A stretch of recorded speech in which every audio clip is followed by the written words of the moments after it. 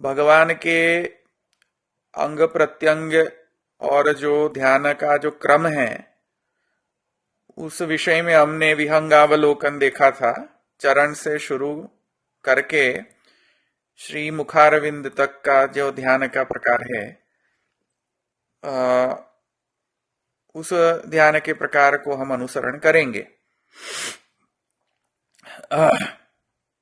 विवेक के अनुसार। तो जैसे मैंने कहा था कि भगवान भोगता है और हम भोग्य हैं, तो इस विवेक का पालन करते हुए हम चरण से शुरू करेंगे। अब अंग और प्रत्यंग जो है उसके विषय में तो मैंने आपको क्रम बताया था। चरण या चरण के अंतर्गत जो नखचंद्र हैं, तो ये सब प्रत्यंग हैं। चरण के अंदर चरण जो है वो अंग है, और चरण के अंतर्गत जो नखचंद्र हैं ये सब प्रत्यंग हैं। और हरेक अंग या प्रत्यंग के ऊपर एक माने आभरण धराए जाते हैं। तो अंग, प्रत्यंग और आभरण, इन सबका भाव श्री महाप्रभु जी ने भागवत जी के अनुसार और अपने सुबोधनी में विशद वर्णन कई स्थानों में किए हैं। तो वे सब स्थानों को एकत्रित करके और उसको उसका एक वाक्यता भावापन्नता समझ के और फिर हम इसको समझेंगे। तो नेसेसरी नहीं है कि कोई एक ही स्पेसिफिक श्लोक के अंतर्गत वो आया हुआ हो, वो अन्य स्थान में भी प्राप्त हो सकते हैं। तो मैं जिस जिस स्थान में उसका वर्णन होगा उसका मैं रेफरेंस दे दूंगा। ठीक है। तो चरण में जैसे मैंने आपको बताया कि अंग है और प्रत्यंग है। जैसे नखचंद्र है वो प्रत्यंग है। नखचंद्र के ऊपर मोती धराए जाते हैं, मुक्ता धराए जाते हैं नखचंद्र के ऊपर। तो उस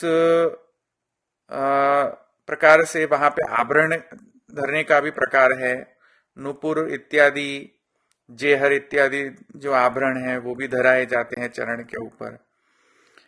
तो इस प्रकार के आभरण जो हैं उसके अंग प्रत्यंग के ऊपर या ऐसे आभरण धराए जाते हैं। वैसे ही जानुद्वय है, तो जानुद्वय के विषय में भी कोई एक भावना नहीं है। तो माने वहां पे जैसे बाल लीला के प्रसंग में महाप्रभु जी कह रहे हैं, माने भागवत कह रहे हैं, और भागवत के अंतर्गत महाप्रभु जी उसका वर्णन कर रहे हैं टीका में। और वहां पे जानू के विषय में भी, जैसे आप बाल लीला में बाल लीला के अंतर्गत जानू की जो भावना है,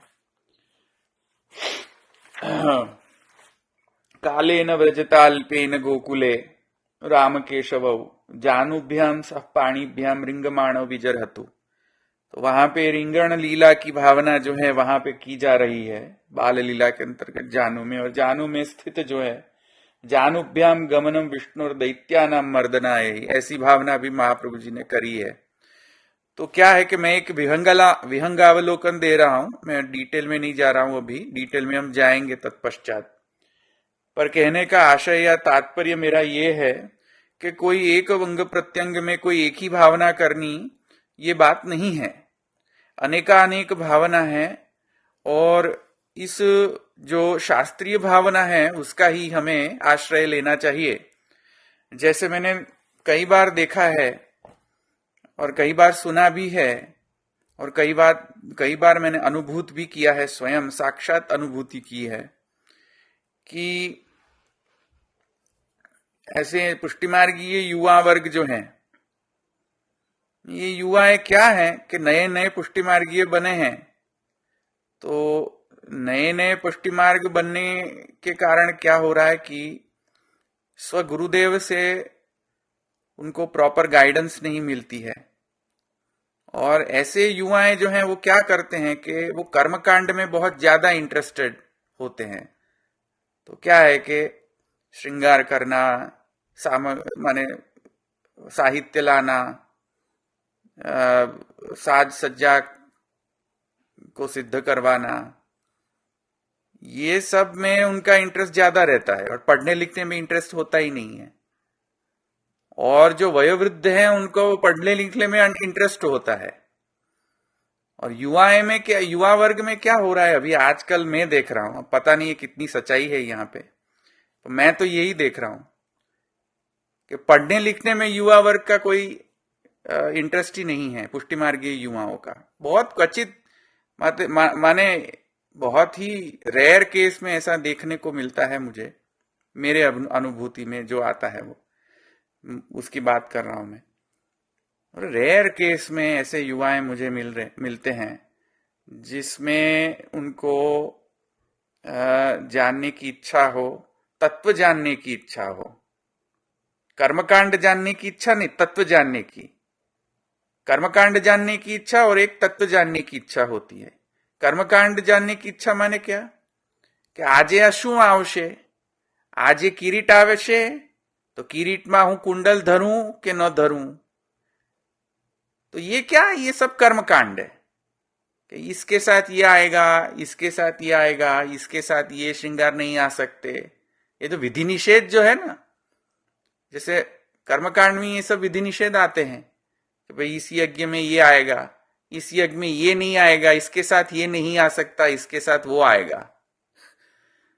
तो क्या है कि ये सब युवा वर्ग जो है ये कर्मकांड तो खूब अच्छी तरह जानते हैं, एक्सीलेंट कर्मकांड करते हैं। आप उनको सेवा करने को दे दो, आप उनको श्रृंगार सिखा दो, तो ये जो पुष्टि मार्गीय वयोवृद्ध है उनसे भी बेहतर करते हैं सेवा। पर आप जब उनको जाके पूछोगे कि भाई ये किरीट क्यों धराया आपने, दे दो कि नहीं ये नहीं पता। अच्छा ट्रबल क्यों धरी, नहीं पता। अच्छा नूपुर जहर क्यों धरा, नहीं पता। अच्छा अगर पता भी होता तो वो कुछ अशास्त्रीय तत्व रूप जो कोई इंफॉर्मेशन लाके शेयर करते हैं। क्या है कि कोई बापा बापिए, भाई बहन, बा या कोई भी ऐसे भावना वाले जो लोग होते हैं उनको बरगलाते रहते हैं, कुछ ना कुछ अंडे वंडे शंडे सिखाते रहते हैं उनको, ये युवा वर्ग को, जो युवाएं हैं उनको। तो कहां कहां से ये भावना लेके आ जाती है ये लोग। तो एक बात ध्यान में रखो कि जहां ऐसी भावनाएं जो कही जाती हैं और जिसमें पर्टिकुलरली शास्त्रीय बेस नहीं रहता है, ऐसी भावना का अनुसरण नहीं करना चाहिए। महाप्रभु जी ने स्पष्ट निषेध किया है, अणुभाष्य में श्री गुसाई जी ने निषेध किया है, उसका तो स्पष्ट वचन है उनका, तो श्री गुसाई जी का अणुभाष्य में ऐसी भावनाएं नहीं करनी चाहिए। कई कई भावनाएं ऐसी होती हैं कि भाई सुनने में भी एक विभत्स रूपता का आभास होता है, माने रसाभासात्मक हो जाता है सुनने के बाद। तो ऐसी भावना क्या, कहीं कैसे ये भावना लेके आ जाते हैं, ऐसी कहां कहां से भावना लेके आ जाते हैं कि ठाकुर जी जे छे आ धरे छे એટલા કે કેમ કે આમ છે એમ। तो ये क्या तत्व जानने की इच्छा नहीं है युवा वर्ग में, करने की सिर्फ इच्छा है। आप उनको श्रृंगार करने के लिए बुलाओ तो आ जाएंगे, और अगर आप उनको बोलूं कि भाई आज आ जाओ आप, हम तत्व सीखेंगे, तो कोई नहीं आएगा। तो मेरी तो साक्षात अनुभूति है, तत्व में कोई इंटरेस्ट नहीं है लोगों को। सिर्फ इंटरेस्ट क्या है, श्रृंगार सिखाओ भाई, बस। तो इसमें तो कुछ हो नहीं सकता है। तो जो तात्पर्यार्थ है ये मैं ये कह रहा हूं कि जो कोई भी ऐसी भावना कह रहा हो उनको आप पूछिए, क्वेश्चन करिए, परिप्रश्न करिए और पूछिए कि कहां से यह भावना आ रही है, कौन से ग्रंथ से आ रही है, महाप्रभु जी का कौन सा वचन है जिसके बेसिस पे आप उस भावना को हमें सिखा रहे हो। ये जब आप पूछोगे तब जो आंसर मिलेगा उससे आप समझ लेना। अगर वो आंसर में कहे कि नहीं ये तो नहीं पता, तो समझ लेना कि ये सब गप है, गपोड़ा के टट्टू है ये सब, बद्दा गप्पा। कई कई थी मन मर्जी थी आविर लावी दे। तो मन मर्जी से जो भावनाएं हैं उसका अनुसरण नहीं करना चाहिए, स्पष्ट निषेध है। ठीक है। तो जैसे जानू में जानुभ्याम गमनम विष्णुर्दैत्यानाम मर्दनाय ही इत्यादि महाप्रभु जी ने कहा है 8वें अध्याय में तामस प्रमाण प्रकरण के अंतर्गत। वैसे कोई एक स्थान नहीं है जहां पे इस सब की शास्त्रीय भावना मिलेगी। तो ये सब जो स्थान है उनका मैं कंपाइलेशन करके आपको कहूंगा। और एक बात स्पष्ट समझनी चाहिए कि जहां पे अंग प्रत्यंग है उनकी भावना का प्रश्न है, या आभरणों की भावना का भी, तो आभरण के लिए श्री महाप्रभु जी ने एक वचन कहा है कि सर्वैः आभराणी शास्त्र रूपाणी। जो ठाकुर जी आभरण धरते हैं आध्यात्मिक पक्ष के रूप में, हमें ये समझ के हमें ये समझना चाहिए कि ठाकुर जी आभरण जो धरते हैं वो सर्वशास्त्र रूप से धरते हैं ठाकुर जी। जैसे मैं समझाऊं आपको क्यों ऐसा कहा है महाप्रभु जी ने। जैसे वैदिक श्रृंगार में वेद में जिस प्रकार के आभरण का वर्णन मिलता है, जैसे धोती उपरना, जैसे यहां पे ये स्वरूप आप जो देख रहे हो, जैसे वैदिक श्रृंगार के अंतर्गत धोती आती है, उपरना आता है, किरीटम आता है, आयुध चक्रादि आयुध के अंतर्गत आते हैं, वलय कंकण इत्यादि आता है, कुंडल इत्यादि आते हैं, कंठाभरण कौस्तुभमणि, ये सब वैदिक श्रृंगार के अंतर्गत आते हैं। पर ऐसे भी श्रृंगार ठाकुर जी धरते हैं, खास करके अपने पुष्टि मार्ग के अंतर्गत। जैसे इस स्वरूप जो आप देख रहे हो, इस स्वरूप में ठाकुर जी ने चाकदार वस्त्र धरा है, इसको हम चाकदार कहते हैं। अब चाकदार वाघा जो है वो चाकदार वस्त्र है, इसकी भावना तो कहीं पे नहीं मिलेगी आपको, शास्त्रीय भावना। तो अब इसको क्या करना, जैसे घेरदार है, अब इसकी भावना तो कहीं पे मिलेगी नहीं शास्त्र में, जैसे भागवत में नहीं मिलेगी, क्योंकि ये शास्त्रीय श्रृंगार नहीं है, माने वैदिक श्रृंगार नहीं है, वेद में उसका वर्णन मिलता नहीं है। तो जैसे सूथन है, तो ये भी शास्त्रीय श्रृंगार नहीं है, शास्त्र में उसका वर्णन नहीं मिलता है। जैसे खुले बंद का श्रृंगार है, सॉरी वस्त्र है, तो खुले बंद का भी वर्णन नहीं आता है। चाकदार, घेरदार, खुले बंद, ये सब का वर्णन नहीं आता। हाँ, मल्लकाच का वर्णन आता है, पिछोड़ा का वर्णन आता है, धोती का वर्णन आता है शास्त्र में। तो ठाकुर जी जो अपने अंग प्रत्यंग में जो वस्त्र धारण करते हैं, उसमें ऐसा हो सकता है कि वस्त्र का वर्णन या जो तत्व है उसका वर्णन शास्त्र में न भी हो। तब उसमें क्या करना, तब स्थिति में, उस स्थिति में हमें क्या करना चाहिए, तो वहां पे भी मैं समझाऊंगा शास्त्र में, शास्त्र के बेसिस पे, कि क्योंकि अमुक संप्रदाय में क्या करते हैं ये लोग, ठाकुर जी को पैंट शर्ट भी पहनाते हैं। जैसे अभी यहाँ पे जागदार पहनाया है ठाकुर जी को, तो अमुक संप्रदाय में, अब संप्रदाय का मैं नाम नहीं लूंगा, पर अमुक संप्रदाय में तो इतनी विकृति आ गई है वस्त्र में, ठाकुर जी को जीन्स की पैंट धरते हैं, ठाकुर जी को माने रेबैन के चश्मा ये धरते हैं। उत्तरायण में जाके देखना, उस संप्रदाय में जाके, संप्रदाय के मंदिर में जाके, तो सब कुछ नजर आएगा आपको। तो क्या है, ये सब जो विकृति रूप है, जो श्रृंगार हैं, वस्त्र हैं, जो ठाकुर जी पे धरते हैं ये लोग अन्य संप्रदाय वाले, तो हमारे संप्रदाय में भी शुरू हो गया है बाय द वे। तो उसका भी एक विवेक है, जो श्री गुसाई जी ने स्पष्ट उसका उल्लेख अणुभाष्य में किया है कि कैसे श्रृंगार धरने चाहिए और कैसे श्रृंगार नहीं धरने चाहिए, कैसे वस्त्र धरने चाहिए, कैसे वस्त्र नहीं धरने चाहिए, कैसे गुणों का उपसंहार करना चाहिए, कैसे गुणों का उपसंहार नहीं करना चाहिए। इस सब वस्तुओं का विवेक श्री गुसाई जी ने कहा है, स्पष्ट अपने वाक्य से कहा है। उसका अनुसरण करके ही इस तत्व का अनुसरण करना चाहिए, तत्व को समझना चाहिए, और श्रृंगार आदि वस्त्र आदि का जो प्रकार है वो समझना चाहिए। सुनी सुनाई बात से इसका अनुसरण नहीं करना चाहिए। जैसे अभी आपको कोई बापा बापी कहे कि इसका तो भाव ये है, तो आप तुरंत उनको प्रश्न परिप्रश्न पूछें कि भाई ये कहां से आई बात, इसकी शास्त्रीय क्या वैलिडिटी है।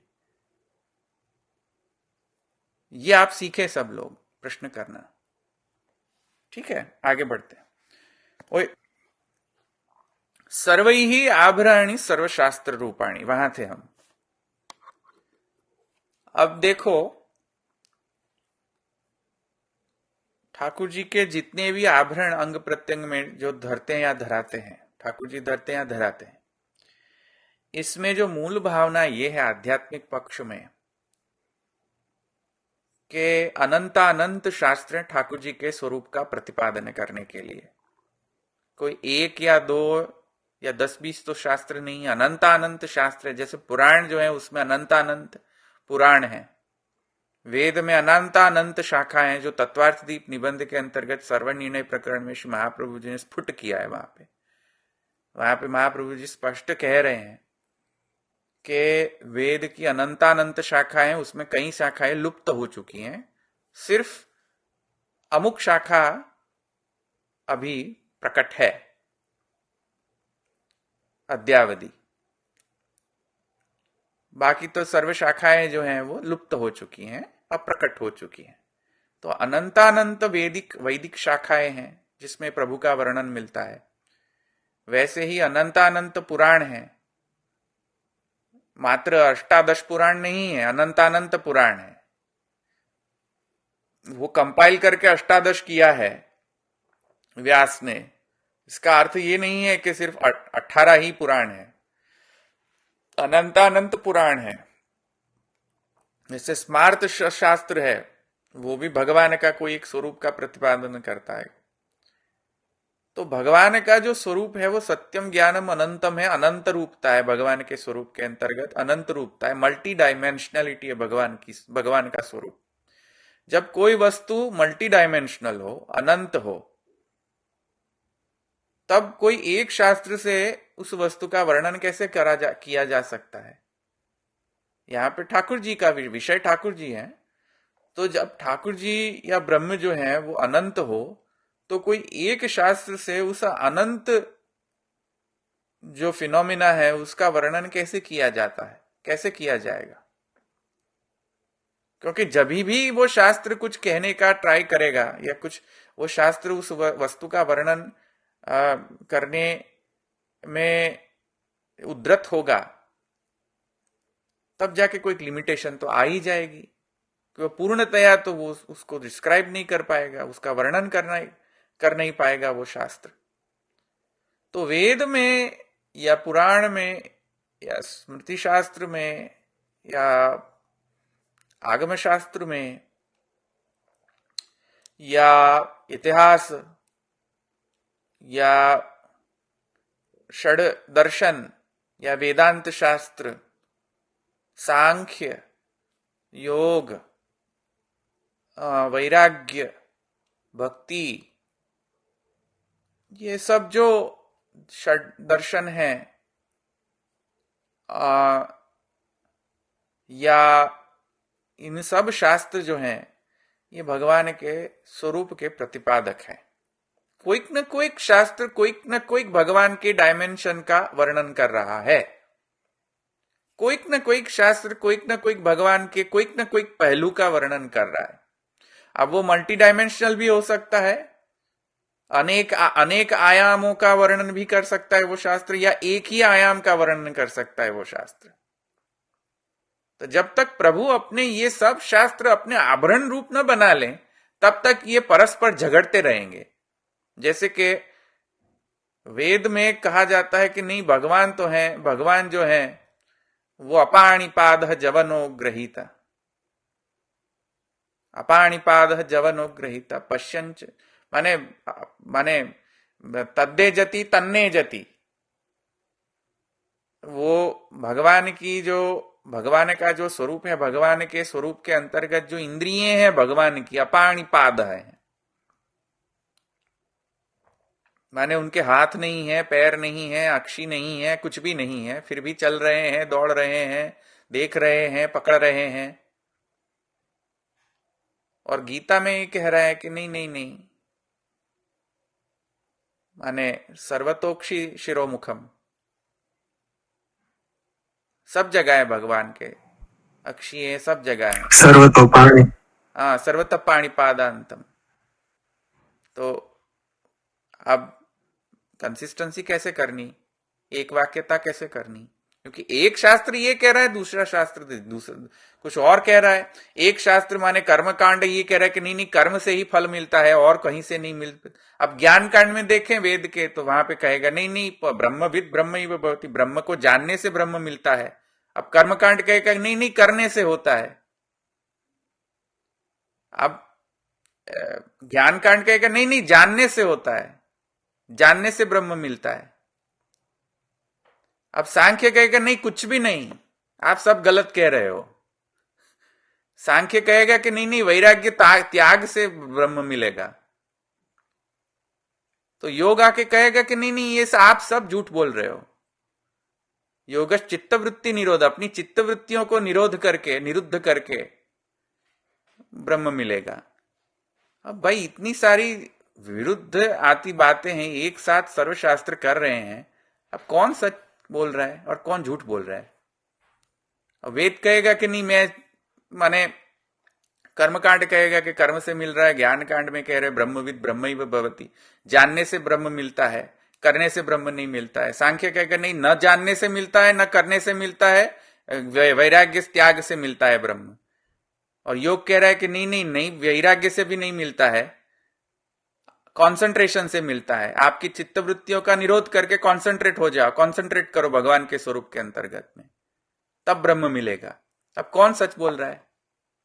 ये सब झगड़ रहे हैं, सर्वशास्त्र झगड़ रहे हैं।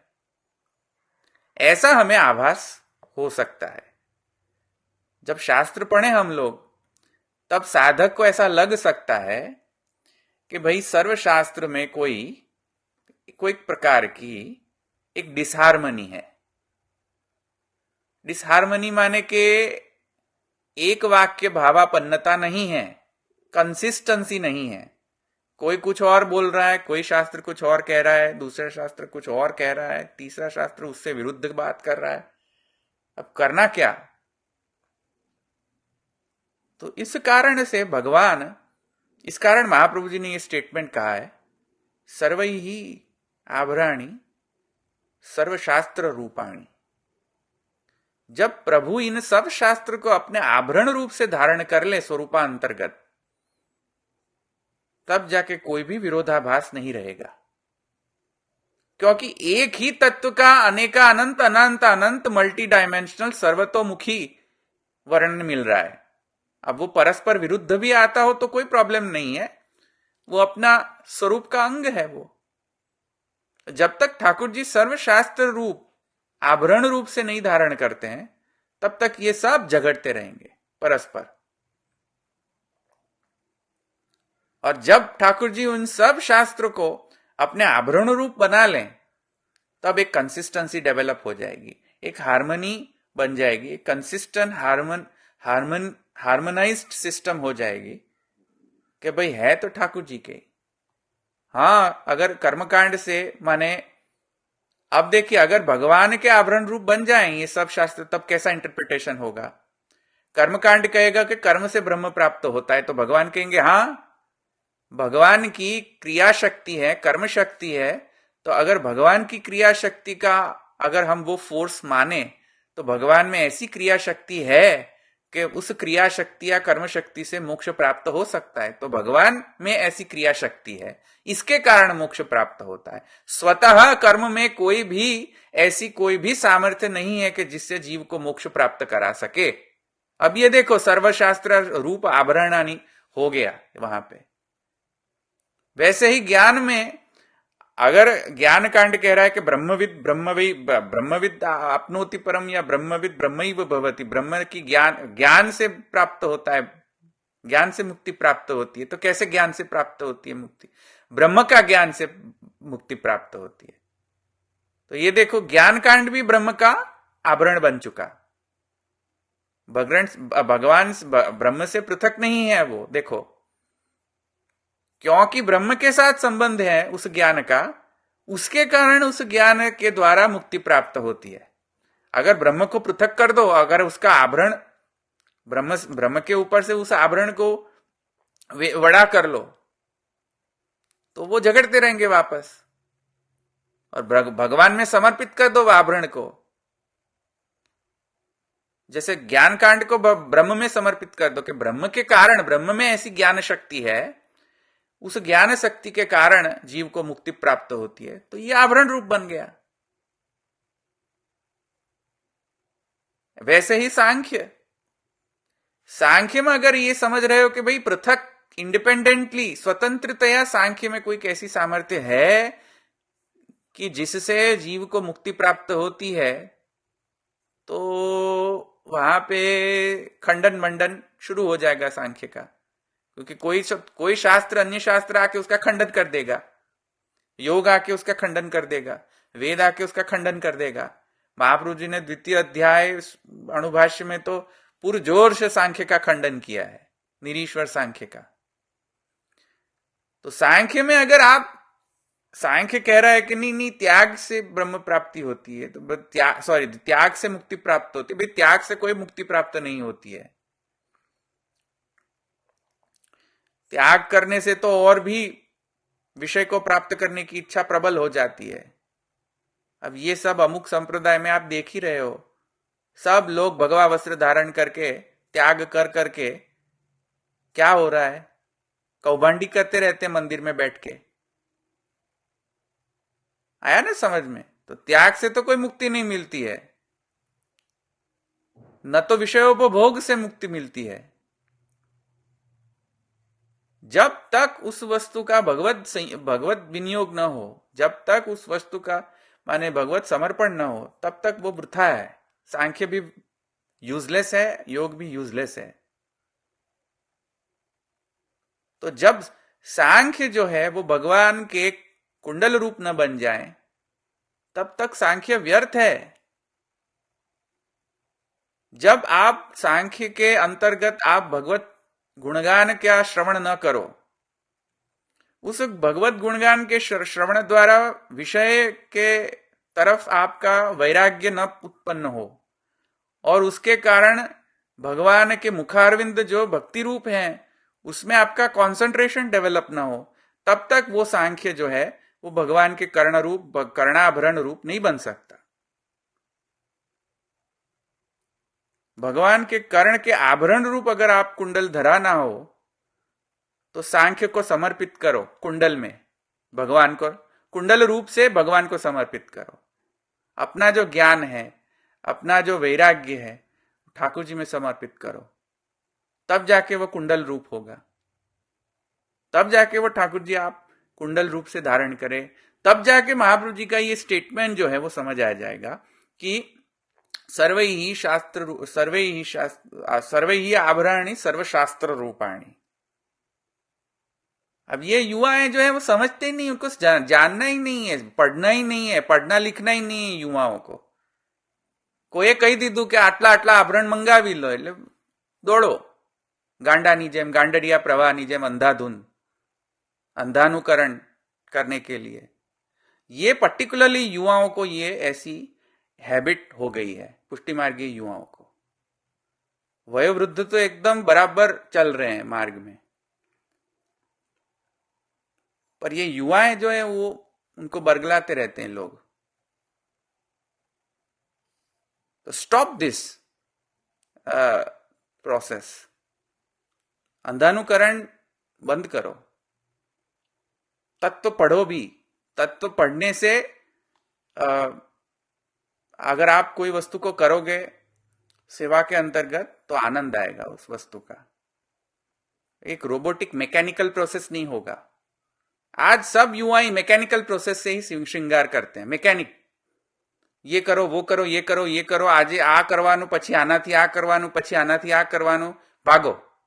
પછી આપણે પૂછીએ કે આ કેમ કર્યું એ ખબર નહીં, આ કયા શાસ્ત્રમાં લખ એ ખબર નહીં। કોઈ સામેવાળી બીજા સંપ્રદાય વાળો પણ એને પ્રશ્ન પૂછી જાય કે ભાઈ તમે આ કેમ કરી રહ્યા છો, ખબર નહીં। કોઈ પૂર્વ પક્ષી આવીને એમને ખંડન કરી જાય તો અધધધ થઈ જાય, બાપડાને ભાગી જાય ત્યાંથી। આવા તો આપણા પુષ્ટિમાર્ગીય યુવાઓ છે આજે। There is no base. संप्रदाय को प्रोटेक्ट करने की क्षमता नहीं है उनमें, क्योंकि पढ़ना लिखना नहीं उनको, सिर्फ यही करना है। साहित्य लाओ, साहित्य को माने ये करवाओ, साज करवाओ, ये करवाओ वो करवाओ। अब भाई पढ़ोगे क्या? तो ये पढ़ो। तो सर्वैः आभराणि शास्त्र रूपाणी, ये जो टैग लाइन है महाप्रभु जी ने दिया है, ये अपना सेंटर ऑफ स्टेज होगा पूरे प्रकरण में, पूरे सेशन में। ये हमारा पंच लाइन होगा, ठीक है, जो महाप्रभु जी ने दिया है। आचार्य चरणों का जो वाक्य है, इस वाक्य का अनुसरण हम करेंगे हर एक सेशन में। और हमारा अभिगम ये होना चाहिए कि जो भी हम यहां पे भावना लेंगे वो सर्वशास्त्र रूपाणी कैसे है। तो जैसे मैंने आपको सांख्य के बारे में भी बताया, वैसे योग में भी जब तक अपनी जो चित्त वृत्तियां हैं, योगश चित्त वृत्ति निरोधः, अपनी जितनी भी चित्त वृत्तियां हैं, मन बुद्धि चित्त अहंकार इत्यादि में जितनी भी वृत्तियां हैं, अंतःकरण की जितनी भी वृत्तियां हैं, ये सब वृत्तियां से अगर भगवान में कंसंट्रेशन डेवलप ना हो तो वृथा है, वृथा है वो योग, यूजलेस, वेस्ट है। तो योग को भगवान के कुंडल से भगवान को समर्पित करो। कई लोग ऐसा कहते कि खरे योग करवानु तो अपना हेल्थ माटे। अरे भाई हेल्थ के लिए योग कर रहे हो, ठीक बात है, पर पुष्टि मार्ग में भगवत सेवा कोई हेल्थ को इंप्रूव करने के लिए नहीं कर रहे हो, समर्पित करने के लिए कर रहे हो। तो जो भी लोग ऐसा कह रहे हैं, सो कॉल्ड मॉडर्न गोस्वामी बालक एंड सो कॉल्ड मॉडर्न वैष्णव्स, ये आज पूरे जोर से कहा जाता है पब्लिक फोरम से कि अपन लोग अपरस क्यों कर रहे हैं।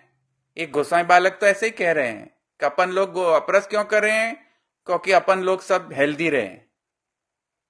भाई हेल्दी रहने के लिए फिर अपरस करने की क्या जरूरत है?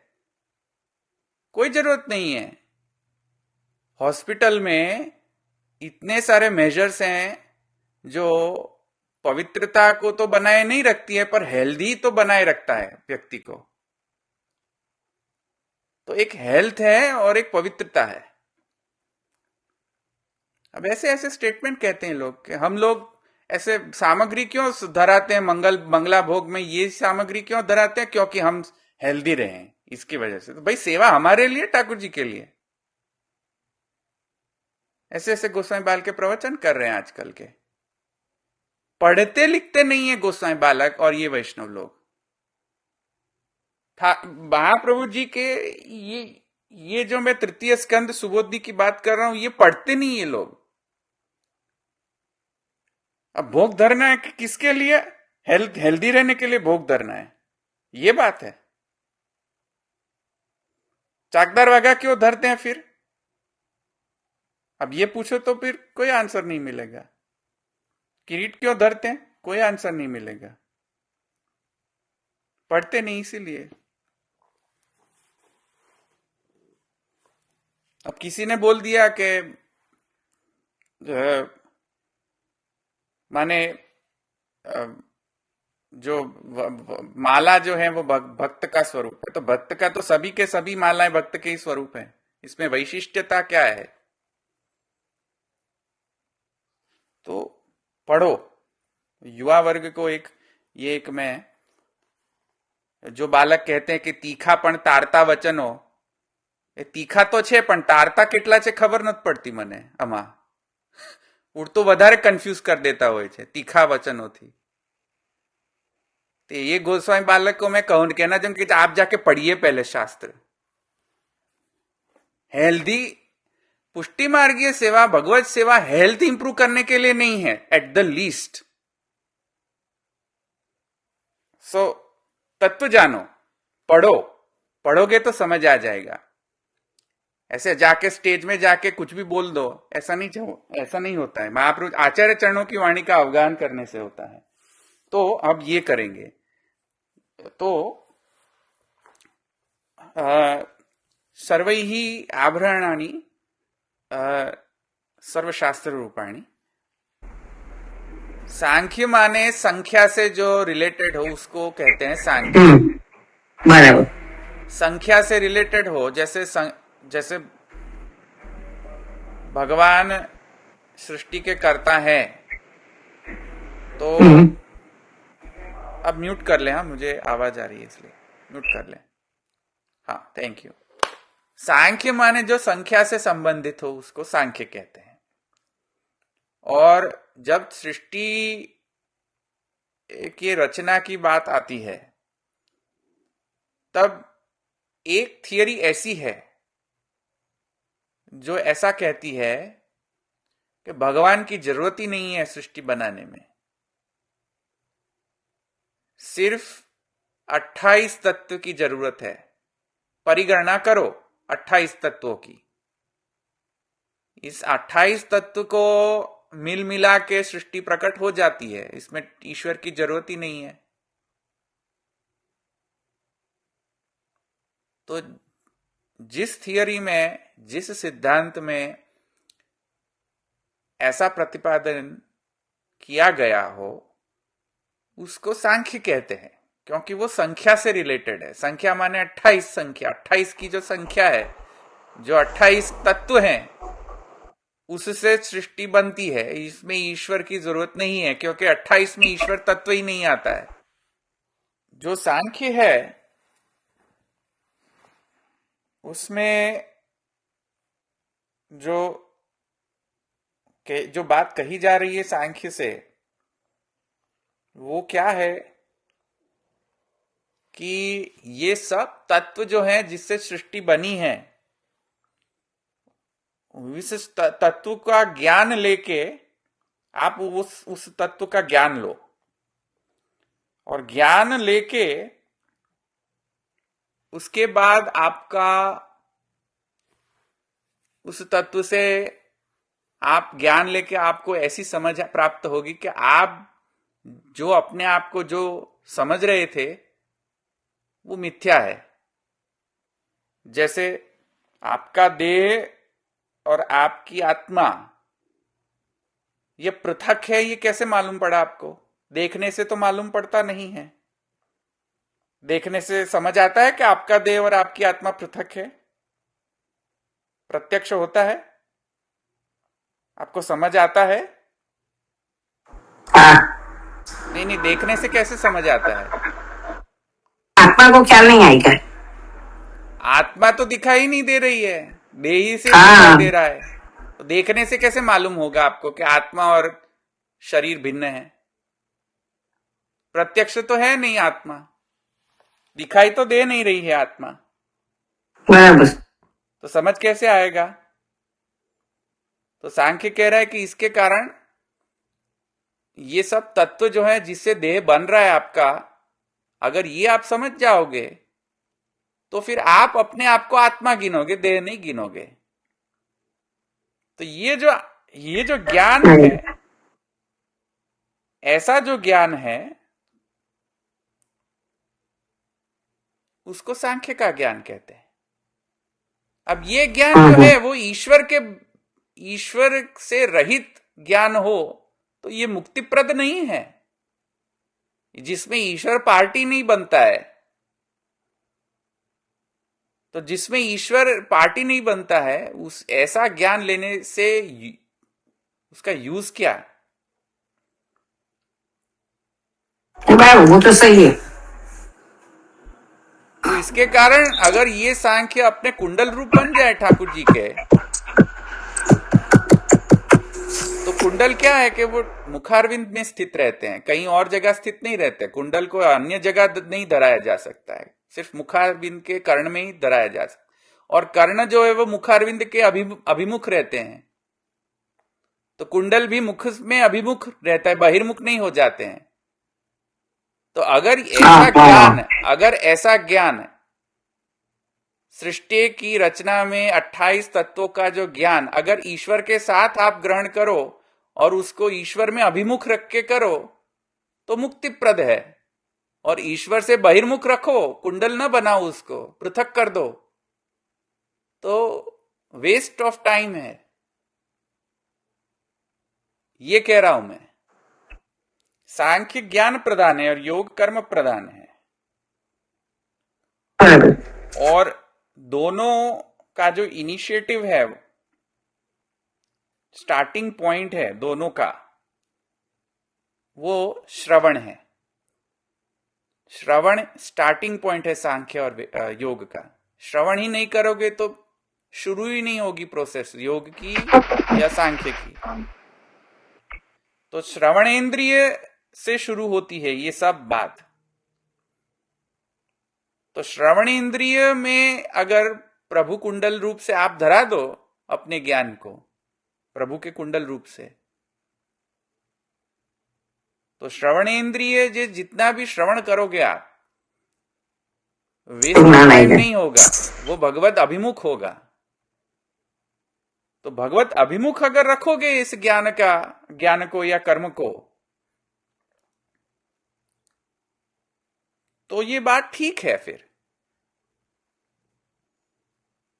अगर भगवत अभिमुख नहीं रखोगे तो ये प्रॉब्लम है। माने सांख्य जो है वो त्याग प्रधान वैराग्य है,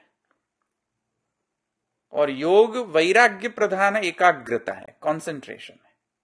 सांख्य त्याग प्रधान वैराग्य, उसमें प्राधान्य त्याग का है सांख्य में। और त्याग और वैराग्य कैसे आते? ज्ञान से आता है। अगर किसी में ज्ञान ही ना हो तो वैराग्य पैदा ही नहीं होगा। या तो कोई वस्तु का साक्षात एक्सपीरियंस हो और उस वस्तु का आपको एक्सपीरियंस अच्छा ना हो, तब भी आप में वैराग्य उत्पन्न हो सकता है। या मोस्टली आप सुनने से आपका वैराग्य प्राप्त होता है। तो सुनने से श्रवण इंद्रिय से प्राप्त होता है, इसीलिए कुंडल श्रवण इंद्रिय में स्थित रहता है। तो श्रवण से ज्ञान और ज्ञान से वैराग्य, तो सांख्य में तो ये मूल है। और वैराग्य से त्याग, तो त्याग प्रधान वैराग्य। तो त्याग भी ऐसा ऐसा करोगे फिर, और त्याग करके फिर जो अक्षणवताम फलमिदम है उसका क्या करोगे? प्रभु हमारे आंखों का फलरूप बन जाए, अगर त्याग ही कर दोगे अक्षियों का, तो क्या होगा? आप प्रभु के स्वरूप का आनंद नहीं ले सकते हो। इसके कारण सांख्य को सेश्वर बनाओ, ईश्वर के सहित बनाओ, भक्ति रूप बनाओ सांख्य को। भगवान के वदनार बिंदु में स्थित करवाओ कुंडलों को। सांख्य को बैठा दो वहां पे कि जाओ बैठो वहां पे वदनार बिंद में, वदनार बिंद के अभिमुख रहो, जाओ अपने सांख्य को भी सुधारो, योग को भी सुधारो। जो लोग कह रहे हैं कि योग में क्या करना है, अपने हेल्थ को इंप्रूव करना है, अरे भाई, हेल्थ इंप्रूव करना है तो योग क्यों करना है? जाओ जाके साइकोलॉजिकल क्लासेस लो या एक्सरसाइज करो। उसमें योग का क्या, ये योग की जरूरत क्या है वहां पे? कोई उपयोग नहीं है योग का। योग की डेफिनेशन तो ये कह रही है, योग चित्त वृत्ति निरोध है, एकाग्रता बननी चाहिए, प्रभु के मुखारविंद में एकाग्रता होनी चाहिए। हेल्दी बनने के लिए एकाग्रता की आवश्यकता तो ठीक है, वो बात, ये भक्ति मार्ग की बात नहीं है, ये तो लौकिक की बात है। वो मेन क्या है?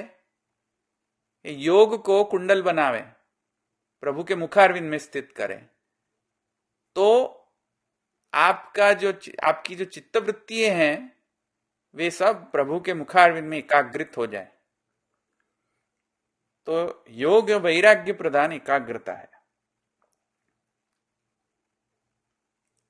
सांख्य में वैराग्य माने त्याग प्रधान वैराग्य है, और योग में एकाग्रता है, कंसंट्रेशन। सांख्य में कंसंट्रेशन नहीं है, सांख्य में वैराग्य, त्याग करो, सबका त्याग करो। और योग में कंसंट्रेशन है। तो कंसंट्रेशन और त्याग प्रभु के लिए करो, प्रभु में अपना चित्त बना रहे, इसके के लिए करो। ये बात कह रही, ये बात कही जा रही है यहां पे। क्योंकि भगवत मुखारविंद भक्त्यात्मक है, और कुंडल भक्ति के आजू बाजू स्थित है, लटक रहे हैं कुंडल। तो उनको लटकाओ ऐसे कि वो भग ना जाए मुखारविंद से। मुखारविंद से अगर भग गए तो प्रॉब्लम हो जाएगा। उनको लटकाए रखो वहां पे कुंडलों को। विद्योदितामल कपोलम उदारनासम। आया समझ में? लेकिन कोई आવીને કહી જાય કે તમે બધા પુષ્ટિ માર્ગીઓ, બધા અનસાયન્ટિફિક છો, ઇલોજિકલ છો, તમને કાંઈ ખબર જ નથી કે તમે આ ભોગ અત્યારે આમ કેમ ધરો છો ને આમ કેમ ધરો છો। છેલ્લે તો આપણે ખાલી આપણે હેલ્ધી જ થવું છે ને। तो ये क्या है कि ये सब माने योग करो, કોન્સન્ટ્રેશન ડેવલપ કરો, આ શું તમે સેવા કર્યા કરો છો આખો દિવસ, એવું કહે છે બધા। તો એ લોકોને પણ કહો કે તમે યોગ કરો છો, તમને યોગશ ચિત્તવૃત્તિ નિરોધ થયો, તમને સિદ્ધ થયો? જે લોકો સાંખ્યવાળા એમ કહે છે કે સેવા કરવાથી થોડી કઈ જ્ઞાન પ્રાપ્ત થાય છે, તો તમને તો જ્ઞાન પ્રાપ્ત થયું ને, તો તમે માનો છો પોતાની જાતને આત્મા અને દેહથી પૃથક? માનો છો? જો દેહથી પૃથક આત્મા માનતા હોય તમારી જાતને, તો તમે એવું કહી જ ન શકત કે તમને સાંખ્યનું જ્ઞાન નથી। કારણ કે જે પોતાને દેહને એટેચ માનતો જ ન હોય એ કઈ કશું બોલી જ ન શકે। आत्मा तो कशु बोली ज न सके। तो क्या है ये सब? क्या है कि एक वृथा माने वेस्ट ऑफ टाइम है। निरीश्वर सांख्य वेस्ट ऑफ टाइम है, वेस्ट है, यूजलेस है। निरीश्वर योग यूजलेस है, वेस्ट ऑफ टाइम है।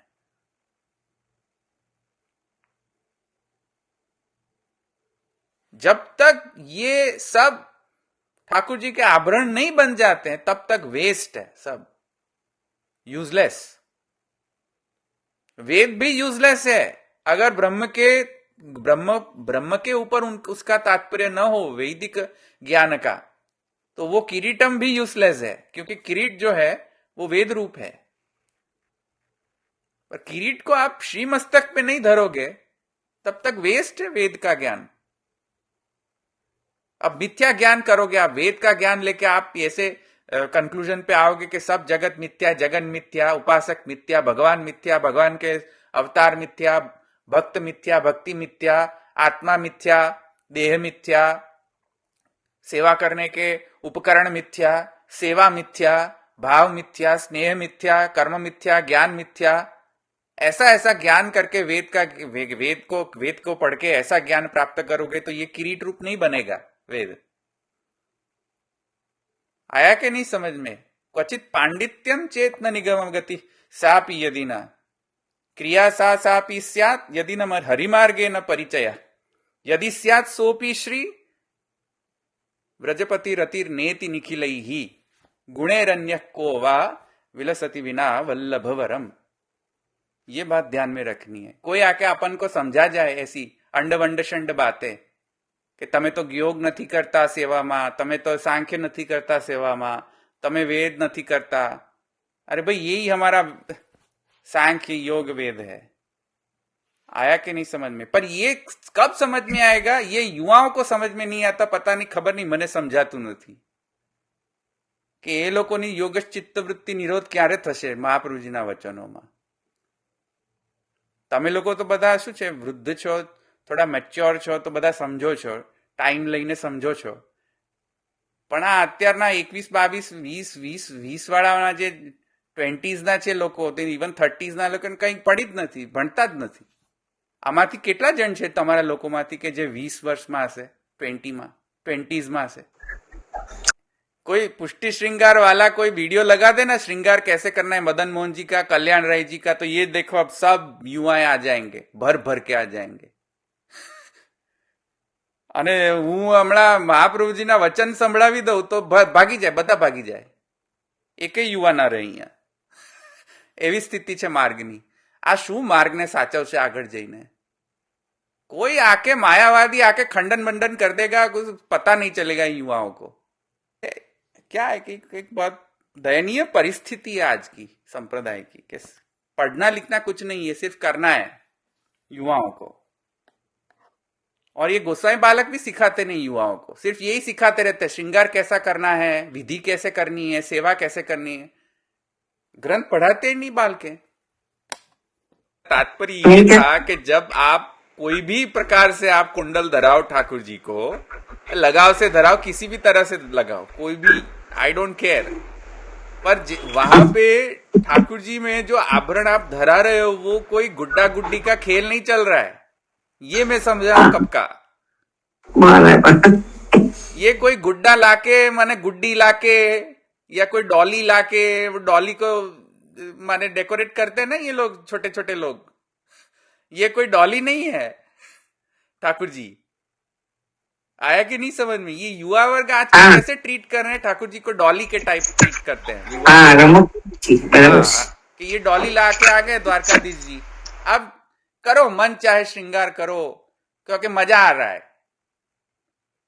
तो जितनी भी डॉली को सजाने में जो जिनका जो लोग कर नहीं पाए ना डॉलियों को डेकोरेट, ये सब लोग जो युवाएं बन के हमारे पुष्टि मार्ग में घुस गए। कुछ नहीं पता है कि क्या चाकदार क्या है, क्यों धराते हैं, किस कारण से धराते हैं। हमारा बाल के कहू छे चाकदार धरो એટલે धर देवानो। तो ये क्या है? डॉली सेवा है, प्रभु सेवा नहीं है। ये मैं कह रहा हूं कब का। એ don't treat Thakorji as a dolly છે। એ જ સાંખ્યની વાત થઈ રહી છે, જે ગીતામાં છે સાંખ્ય યોગ, એ જ અહીંયા સાંખ્યની વાત। જે બાલબોધમાં પણ મહાપ્રભુજીનું વર્ણન કર્યો છે, બાલબોધમાં પણ કે સાંખ્ય જે છે એ જ્ઞાન પ્રધાન વૈરાગ્ય છે અને યોગ એકાગ્રતા, વૈરાગ્ય પ્રધાન એકાગ્રતા છે। त्याग प्रधान वैराग्य और वैराग्य प्रधान एकाग्रता। समझन पड़ी। हाँ, और उन दोनों का इनिशिएटिव, स्टार्टिंग पॉइंट कहां से होता है? श्रवण से होता है। अगर श्रवण ही नहीं करोगे तो ज्ञान प्राप्त नहीं होगा, और ज्ञान प्राप्त नहीं होगा तो वैराग्य नहीं आएगा, वैराग्य नहीं आएगा तो त्याग नहीं कर पाओगे या एकाग्र नहीं कर पाओगे अपने चित्त को। आया ना समझ में? तो इस वजह से श्रवण ऐसा करो कि जो भगवान के वदनारविंद से अभिमुख हो। श्रवण, भगवान का वदनारविंद भक्ति रूप है।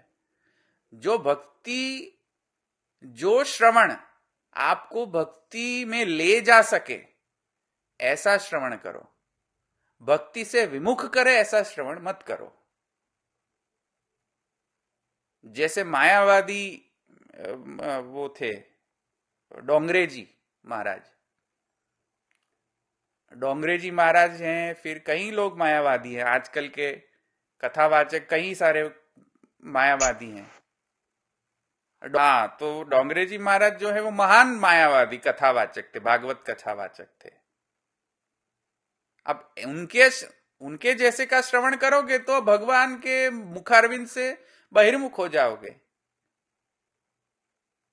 क्योंकि वो तो कहेंगे कि माने सेवा मिथ्या है, भगवान मिथ्या है, भक्ति मिथ्या है, जगत मिथ्या है। तो जगत मिथ्या है तो जारी बंटा भी मिथ्या है क्या? और जगत में तो ठाकुर जी का स्वरूप भी जगत में आ गया, तो ठाकुर जी का स्वरूप भी मिथ्या है क्या? और अपन लोग भी सारे मिथ्या हैं क्या? अगर अपन लोग सारे मिथ्या हैं तो फिर भक्त भी मिथ्या, तो भक्त और भगवान भी मिथ्या, और भक्त के भगवान के बीच में जो संबंध है स्नेह का वो भी मिथ्या। भागवत में रह के भक्ति का खंडन कर रहे हो। जो भक्ति शास्त्र है उसका ही प्रयोग भक्ति के खंडन के लिए कर रहे हो, भस्मासुर के जैसे। ऐसी चेष्टा अब ऐसे कथाकारों को आप श्रवण करोगे तो भगवत मुखारविंद में अभिमुख नहीं रहोगे। ये सब सांख्य योग जो है भगवान के मुखारविंद से बहिर्मुख हो गए। तो जब भी श्रृंगार करो तब एक मनोरथ रखो कि जब भी श्रवण करेंगे महाप्रभु आचार्य चरणों के वचन का श्रवण करेंगे और जिससे भक्ति बढ़े ऐसा श्रवण करेंगे, तब जाकर कुंडल धराओ ठाकुर जी को कि ये हमारा मनोरथ पूर्ण करो ठाकुर जी आप। आया कि नहीं समझ में? जब कुंडल धरो तब एक मनोरथ उसके अंदर रख दो। ठाकुर जी कुंडल तो धर रहे हैं आपको, पर भाई मेरा भी एक मनोरथ है, वो भी आप पूर्ण कर दो साथ साथ में। कि जैसे मैं आपको कुंडल धर रहा हूं वैसे मेरे सांख्य और योग का जितना भी ज्ञान या वैराग्य एकाग्रता है वो आप में बना रहे। आया कि नहीं समझ में? ये भाव से कुंडल धरो तो मनोरथ सिद्ध हो जाएगा। ये आध्यात्मिक पक्ष समझ के ठाकुर जी का आभरण धरना चाहिए। आधिदैविक पक्ष तो खैर मैं उसके बाद शेयर करूंगा, पर ये आध्यात्मिक पक्ष से तो हम शुरू कर सकते हैं ना बात, क्योंकि महाप्रभु जी का वचन है, इसके कारण। आया समझ में? सांख्य योगौ मकर कुंडले, ऐसा वचन है महाप्रभु जी का। ये आएगा आगे तृतीय स्कंद में। सांख्य और योग मकर कुंडल है। ठाकुर जी के जो मकर कुंडल स्थित है वो सांख्य योग है। ये आचार्य चरणों का वचन है। और कोई प्रश्न? पेला बहन प्रश्न थी गयो सॉल्व। ज्ञान प्रधान सॉरी त्याग प्रधान वैराग्य किसके लिए? क्या करोगे फिर? त्याग करके करोगे भगवान क्या? त्याग करके करना क्या है? यूज क्या है त्याग का? भक्ति मार्गियों को तो वृथा त्याग करना ही नहीं चाहिए। महाप्रभु जी क्या कह रहे हैं त्याग के लिए? महाप्रभु जी कह रहे हैं कि जब तक विनियोग हो सके वस्तु का या भाव का तो वो श्रेष्ठतम पक्ष है। व्यर्थ त्यागापेक्षया भगवद विनियोगो श्रेष्ठ। एग्जैक्टली। तो ये मैं कह रहा हूं कि सांख्य में यूजलेस हो जाएगा। फिर त्याग करोगे, फिर घर का त्याग करोगे, देह का त्याग करोगे, इंद्रिय का त्याग करोगे, तो भक्ति कब करोगे? सेवा कब करोगे? सबका त्याग करोगे तो करोगे क्या? फिर जाओगे कहां? आया कि नहीं समझ में? ग्रहम सर्वात्मना त्याज्यम सचेत न शक्यते। धनम सर्वात्मना त्याज्यम सचेत नहीं, सेश्वर हो या निरीश्वर हो, इट डजंट मैटर। ये मैं कह रहा हूं,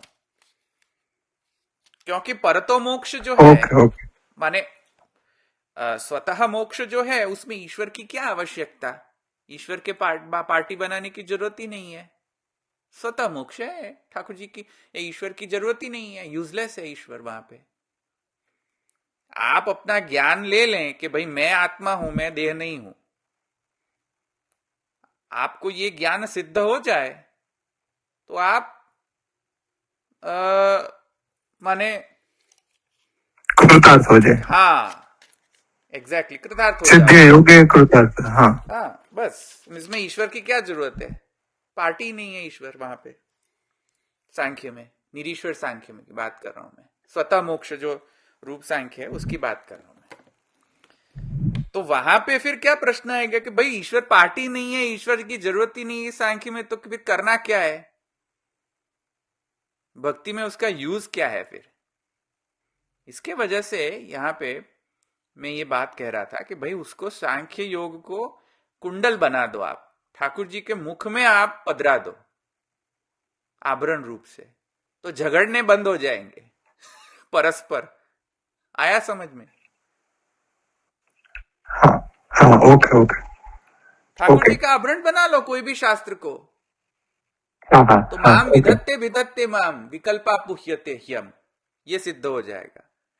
कहीं पे ये कहा हाँ जा रहा है, हाँ कहीं पे दूसरी बात कही जा रही है, कहीं पे कॉन्ट्राडिक्टरी बात कही जा रही है, कहीं पे ठाकुर, कहीं पे ये कहा जा रहा है, कहीं पे वो कहा जा रहा है। अब ये सब का उपशमन, सबका जो जो हार्मोनाइजेशन जो है, वो सब ठाकुर जी के अंग में अगर आभरण रूप से आप धरा दोगे सब शास्त्र को, तो सब शांत हो जाएंगे। और अगर आप पृथक कर दोगे तो लड़ते रहेंगे सब शास्त्र।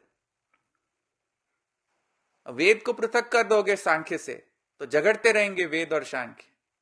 जो अणुभाष्य में आता है द्वितीय अध्याय में, अविरोधाध्याय में, पूरे जोर से सांख्य का खंडन किया है। सांख्य कह रहा है कि नहीं हम वेद में हैं, वेद कह रहा है कि नहीं आप वेद से बाहर हो।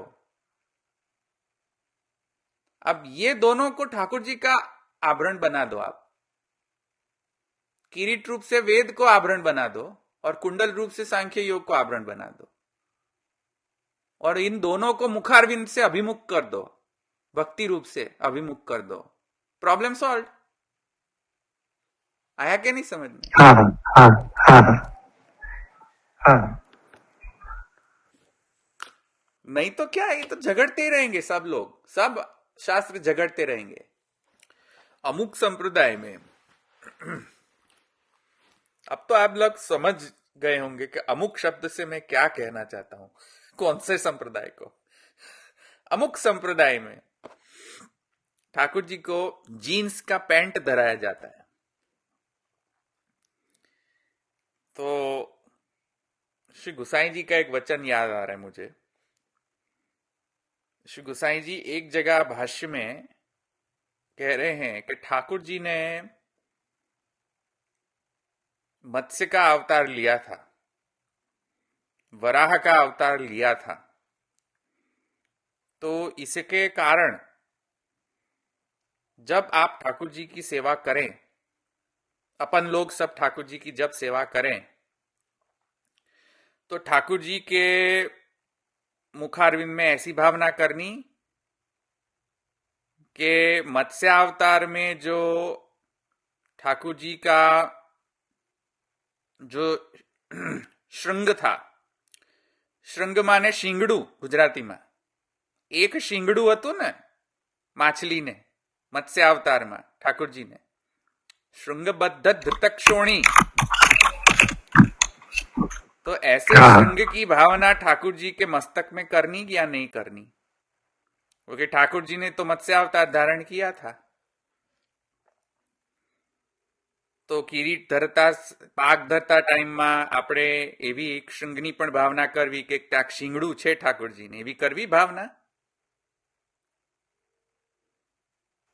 नहीं। ઠાકોરજીને વરાહ રૂપ ધારણ કર્યો તો વરાહમાં તો એવા વરાહ રૂપથી એમના દાંત હતા, તો એવી દાંતની ભાવના કરવી કે બહાર બે દાંત આવી રહ્યા છે બહાર ઠાકોરજીના મુખારવિંદમાંથી, એવી ભાવના કરવી? ચીબુક ધરાવતી સમય ना। લો મારા ચીબુકે ધરો અને બે દાંતની ભાવના જ કરું છું સાથે સાથે, વરાહમાં જેમ આપણે ધર્યા હતા તેવી રીતે એવી કરવી ચીબુકની? લો કહો તમે.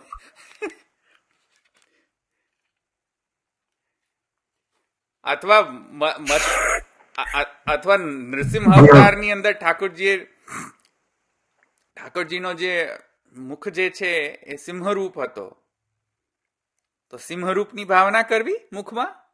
સેવાના ટાઈમે તે ઠાકોરજીને પેન્ટ શર્ટ ધરાવી દો તો એવી ભાવના કરવી, જીન્સ પેન્ટ પર ધરાવી દો પછી ઠાકોરજીમાં ભાવના કરો કે તમે ઉત્તરાયણમાં પતંગ રમવા પધારો છો તો પતંગ રમવા પધારવા માટે તો પેન્ટ તો જોઈએ ને જીન્સની, કેમ કે આપણે પણ બધા જીન્સ પેન્ટ પહેરીને જઈએ છીએ પતંગ ચગાવવા માટે, એટલે આપ પણ પધારો પતંગ ચગાવવા માટે જીન્સ પેન્ટમાં, એવી ભાવના કરવી. વ્યક્તિઓને એટ્રેક્ટ કરવા માટે શું શું ન કરે લોકો. મારે બોલવું ન જોઈએ, કદાચ ઠાકોરજીને નંગા પણ કરી દે વ્યક્તિઓને એટ્રેક્ટ કરવા માટે. એવા લોકો છે આ સંપ્રદાયના. એવી ભાવના કરવી ન જોઈએ. કહેવાનો અર્થ એ છે પુષ્ટિ માર્ગમાં પણ આ ઘૂસી ગયું છે, આવી બધી જુદી જુદી ભાવના કરવાની. हाँ, पण कहवानो आशय ये है, यहाँ पे मेरा कहने का आशय ये है कि जब आप प्रभु के आभरण में कोई भावना करो या प्रभु के अंग प्रत्यंग में कोई भावना करो या प्रभु की कोई लीला विशेष की भावना करो तो वो भावना शास्त्रीय होनी चाहिए, शास्त्रानुकूल भावना होनी चाहिए. कौन से गुणों का उपसंहार करना चाहिए, माने कौन से गुणों का अभिभावन करना चाहिए और कौन से गुणों का अभिभावन नहीं करना चाहिए, ये विवेक शास्त्र से लेके करना चाहिए. ठाकुर जी टॉयलेट में पधार्या एवी भावना करवी तो ठाकुर जी में ऐसी भावना करनी जिससे ठाकुर जी में लौकिकापत्ति ना आ जाए. ये बात ध्यान में रखनी. कह रहा हूं ना, यही कह रहा हूं कि ठाकुर जी में लौकिकापत्ति की भावना आ जाए, कि ठाकुर जी लौकिक लगने लगे, गुड्डा गुड्डी लगने लगे. ये जो आज के युवा वर्ग में वापस में प्रहार कर रहा हूं उन पे, समझते कुछ नहीं है ये लोग, युवा हैं सब जो नए नए आ रहे हैं पुष्टि मार्ग में, के स्वरूप के अंतर्गत लौकिक भाव का अभिभावन करते हैं. ये निषेध है. पैंट शर्ट पहनाना ये लौकिक भाव अभिभावन है. माने रेबैन के चश्मे पहनवाना माने ये लौकिक, माने गुड्डा गुड्डी के खेल हैं ये सब. ठाकुर जी के वहां पे कुछ रिलेशन ही नहीं है, ठाकुर जी की सेवा की रिलेशन ही नहीं है वहां पे. महात्म्य ज्ञान का विस्मरण न हो जाए उसके कारण. અને પૂર્ણતા ખંડિત ન થવી જોઈએ. महात्म्य ज्ञान, अपन में महात्म्य ज्ञान का खंडन नहीं होना चाहिए, ये कह रहा हूं मैं. क्योंकि जीन्स पैंट पहनवाने से महात्म्य ज्ञान खंडित हो जाता है. ठाकुर जी की एक लौकिक गुड्डा गुड्डी लगने लगता है. आप देखो अमुक संप्रदाय के ठाकुर जी को देखो, आप जाके देखना, आपको समझ भी नहीं आएगा कि ये गुड्डा गुड्डी है, दो गुड्डे हैं, दो गुड्डिया है, कि ठाकुर जी हैं, कि क्या है, कि आचार्य है, क्या है, क्या ये मूर्ति है. लौकिक भावापत्ति जहां पे ना आए ऐसी भावना करनी चाहिए जो बिफिटिंग हो, ठाकुर जी के स्वरूप से बिफिटिंग हो. ठाकुर जी की अलौकिकता बनाए रखे, ठाकुर जी में अपने भाव को अलौकिकता बनाए रखें, ऐसे भावों का अभिभावन ठाकुर जी में करना चाहिए. और ये जो बात है वो अणुभाष्य के 3 अध्याय में श्री गुसाई जी ने 3-4 अधिकरण में जाके विस्तृत उसका विशद वर्णन किया है श्री गुसाई जी ने. और वहां पे ये एग्जाम्पल भी दिया है कि भाई मत्स्य में ठाकुर जी ने मत्स्य अवतार में श्रृंग धारण किया था, तो क्या अपन लोग सब सेवा में जाके श्रृंग धारण करवाएं, ऐसी भावना करें? नहीं करनी चाहिए. वहां पे बिफिटिंग नहीं है. कृष्ण की सेवा कर रहे हो तो वहां पे मत्स्य अवतार के श्रृंग की भावना लाके आप रसाभास कर रहे हो, नहीं करनी चाहिए. तो अगर एक मत्स्य अवतार की भी यहां पे श्रृंग की भावना अगर नहीं कर सकते हो तो ये क्या लौकिक जीन्स पैंट की भावना कैसे कर सकते हो ठाकुर जी में? आया ना समझ में? ये प्रॉब्लम है.